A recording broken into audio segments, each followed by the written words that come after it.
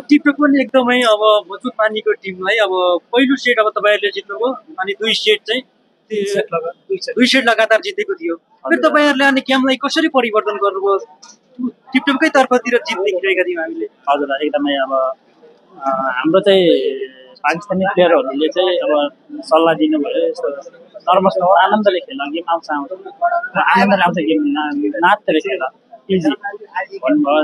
त्यसपछि हामी आरामले खेल्यौँ। उहाँहरूले गर्दा गेम फर्किन पुग्यो। के थियो तपाईँहरूले के सोचेर मैदानमा जानुभएको थियो? टिकटकलाई अब यसरी हराउन सकिएला भन्ने आकलन गर्नुभएको थियो। एकदमै मजबुत टिम हो टिकटक। हजुर अवश्य पनि सबै टिमको प्लेयरहरू हार्नको लागि आएको हुँदैनौँ। त्यही हिसाबले हामी पनि जित्नकै लागि आएको थियौँ र उहाँहरूको टिम पनि एकदम राम्रो थियो।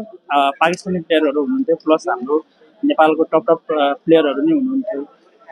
अनि हाम्रोमा नि पाकिस्तानी प्लेयर प्लस हाम्रो गण्डकीको प्लेयरहरू हुनुहुन्थ्यो। जस सोचे भन्दा अलिकति सोचे जस्तै भयो भनौँ न। अब हाम्रो गेम कतिको चुनौती भयो त अब टिकटकलाई हराउने पनि भन्दिनँ। अब यस्तो गर्मी थियो होइन? एकदम चुनौतीपूर्ण गेम थियो आज। एकदम टप टिम हो टिकटक हेर्ने नेपाल। त्यही बाबजुद पनि हाम्रो अलिकति दुई सेट गुमाउन पुग्दा पनि हाम्रो अलिकति कम्बिनेसन लास्टमा अलिकति कम्बिनेसन मिलेर चाहिँ गेम फर्किन पुग्यो। एकदमै राम्रो भयो भन्छ।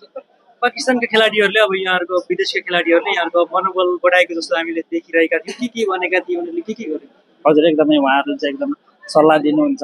हामीले मिस्टेक गर्दा पनि हजुरहरूले देखि सक्नुभयो मैले कति मिस्टेक गरेँ अघि होइन। त्यही पनि अब उहाँहरूले भन्नुहुन्छ हामीले गर्दा मिस्टेक भएको इजी आनन्दले खेल त्यस्तो हौसला दिनुहुन्छ। खेल्नलाई हाम्रो अलिकति एकदमै सजिलो हुन्छ उहाँहरूसँग चाहिँ एकदम।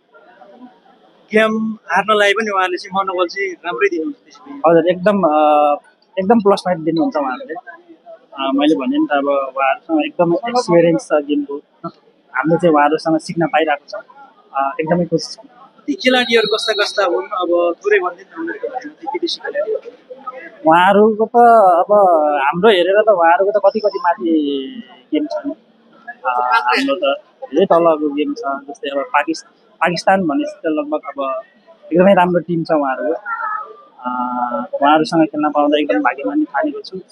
एकदमै म परदेशदेखि लिएर अब हाम्रो सन्जु दाई रमेश गुरु सबै गण्डकी प्रदेशको सबै फ्यामिलीलाई म एकदमै धन्यवाद भन्न चाहन्छु। उहाँहरूले गर्दाखेरि पाकिस्तानी प्लेयरहरूसँग हामी एकदमै खेल्न पायौँ। पहिला चाहिँ इन्डियाबाट मगाउनु कहाँबाट मगाउनु भयो खेल्न पाइयो। अब पाकिस्तानी प्लेयरहरूसँग खेल्ने एकदम इच्छा थियो चाहना थियो जस पुरा भएको छ। एकदमै खुसी छु। रवि केसीलाई अब कतिको मिस गरिराख्नु भएको छ त यहाँले यो एनबिए? अवश्य पनि आफ्नो फ्यामिलीको मान्छेलाई सम्झिरहेकै हुन्छौँ हामी जति बेला नि। उहाँहरू बाहिर हुनुहुन्छ बाहिर भएर नि सपोर्ट गर्नुहुन्छ। एकदमै भन्छन् दाई रवि केसी हरि पाण्डेलाई अहिले गेम अहिले सन्यास लिनुभएको छ। अनि सुजन दाईदेखि लिएर पहिलाको हाम्रो सँगै खेल्ने फ्यामिलीलाई हामीले एकदम मिस गरिरहेको छौँ। अब विदेशी खेलाडीहरू अलि यो गर्मीले चाहिँ नर्भस भएको जस्तो हामीले देख्यौँ। के थियो उहाँहरूलाई अलिक गर्मी चाहिँ सहन नसक्ने उहाँहरू? हजुर उहाँहरू चाहिँ एसी भएको कभरहरूमा खेल्ने बानीले गर्दाखेरि उहाँहरूले अलिकति अप्ठ्यारो। उहाँहरूले मात्रै होइन हामीलाई नै अप्ठ्यारो छ। सायद दर्शकहरूलाई नै अप्ठ्यारो होला। सास फेर्न धरि गाह्रो भएको अवस्था छ। घरिघरि त्यो जुन भाइटल गेम भएको हुन्छ नि त्यो बेला चाहिँ एकदमै गाह्रो भएको अवस्था छ उहाँहरूलाई। झन् उहाँहरूले भन्नुहुन्छ यस्तो गर्मी छ अब कसरी अब हामी मिलाएर खेल्नुपर्छ बिस्तारै आनन्दले भन्नुहुन्छ। अनि आज दर्शकहरूको अब साथ सपोर्ट कतिको पाउनुभयो? अब काठमाडौँमा भने गेम यो गण्डकी प्रदेशमै भएको छ। कतिको साथ सपोर्ट पाउनुहुन्छ काठमाडौँमा हुनु र यहाँ हुनुमा के भिन्नता पाउनुभयो तपाईँले? काठमाडौँ र यहाँमा चाहिँ के फरक छ भन्दाखेरि अब पोखरेली दर्शकहरू चाहिँ यहीँबाट यहाँ आउन नजिक भयो। काठमाडौँ भएको भए यहाँबाट जानलाई अलिकति टाढा हुन्थ्यो। यहीँ आफ्नै होम ग्राउन्ड जस्तै हो हाम्रो। होम ग्राउन्ड भन्नाले अब आफ्नै ठाउँ हो।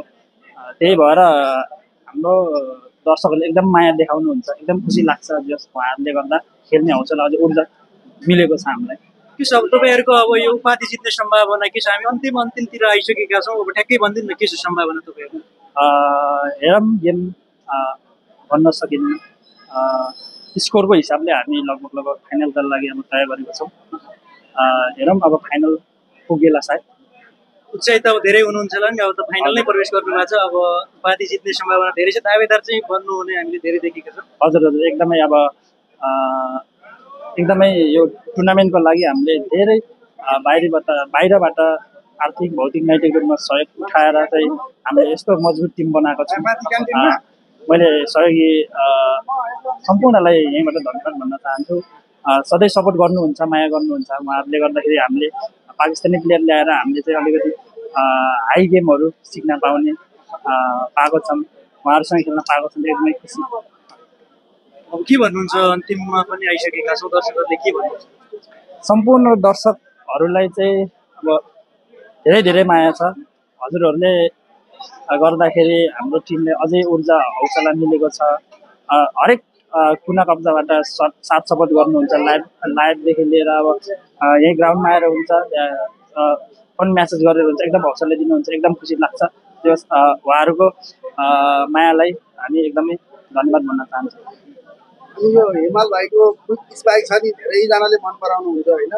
आजसम्म हजुरलाई कुन क्षेत्रले चाहिँ एकदम राम्रो मिलाउनु भएको छ, तपाईँको अनुभवमा यसो भनिदिनु। अनुभव त अब आफ्नै डिक्टरसँग खेल्दा सजिलो हुन्छ। अनि विदेशीसँग खेल्दा कस्तो भइरहेको छ र आफ्नो टिमसँग खेल्दा? उहाँहरूसँग खेल्दाखेरि अब स्पाइकको बारेमा सोध्छु। उहाँहरूसँग खेल्दा नयाँ कुराहरू सिक्न पाइरहेको छु। एकदमै खुसी छु। अब घरिघरि मिल्छ मिल्दैन मिस हुन्छ होइन, तै पनि अब एकदमै खुसी छु उहाँहरूसँग खेल्न पाउनु। मेरो छ एउटा प्रश्न। अब मैले त अस्ति लोटेको पनि देखेको थिएँ, अनि घुँडामा टेप लगाइरहेको पनि देखेको छु। आज अलि हिमाल चलेको पनि छैन, अनि साँच्चै त्यो चोटले गर्दा आफू नचलेको हो? होइन, अब चोटले भन्न पनि अब चोट प्लस आफ्नो गेम पनि हात लगाइरहेको छैन। आज तपाईँहरूले देखिसक्नुभयो, मिलाउन खोज्दा पनि अब सानो सानो कुराहरूमा मिस्टेक हुन पुगेको छ। अहिले स्वास्थ्य चाहिँ अलि ठिक भएको छ। हस्, धन्यवाद यहाँलाई। अब यहाँले आफ्नो अमूल्य समय हामीले दिनुभयो। हामी फाइनलमा कुरा गर्ने नै छौँ। आजलाई यहाँलाई धेरै धेरै धन्यवाद।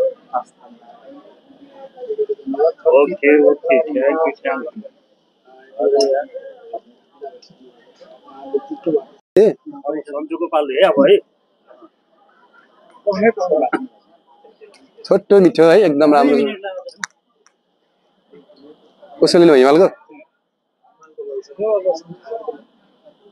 इन्डिङ चाहिँ आज सन्जुले गरेको होइन, गेमको इन्डिङ होइन, त्यो त 4 सेटमा हो।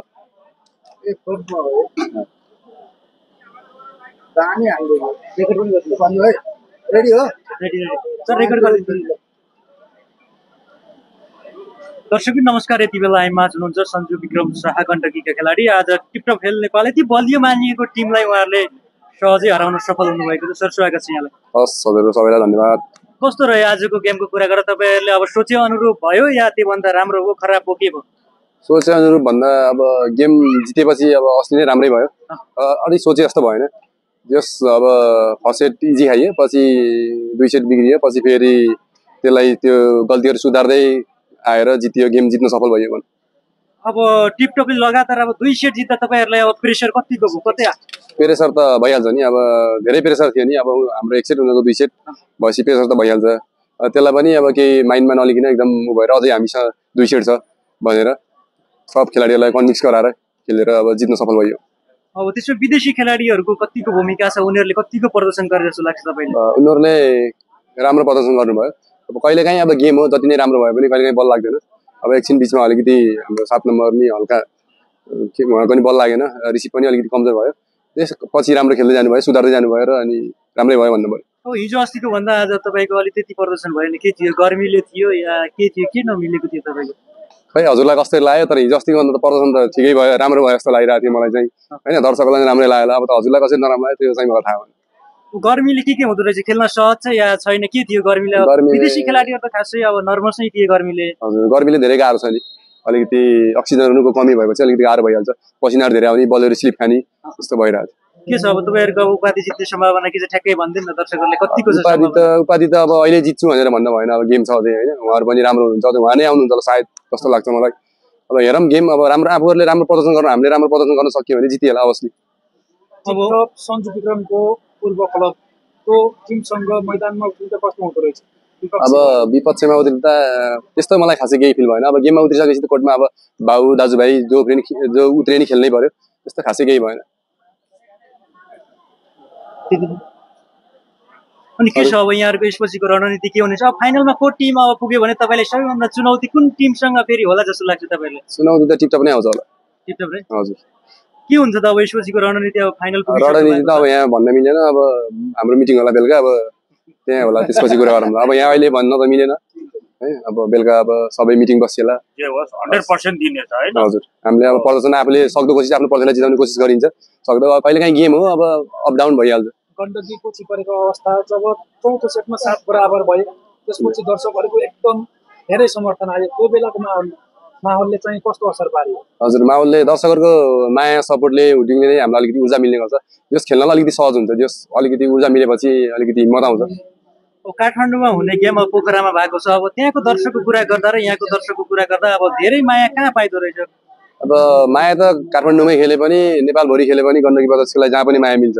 अब पब्लिक क्यारेज चाहिँ गण्डकी प्रदेशको जहाँ पनि अब त्यस्तो खासै फरक पर्दैन। यहाँ चाहिँ अलिकति बढी हुनुभयो भन्नु पर्यो। आफ्नै ठाउँको मान्छेहरू सबै अब आउन पाउनु भयो, हेर्न पाउनु भयो नजिक नजिकको मान्छेहरूले। त्यही भएर अलिकति सहज भयो। कसैको केही छ?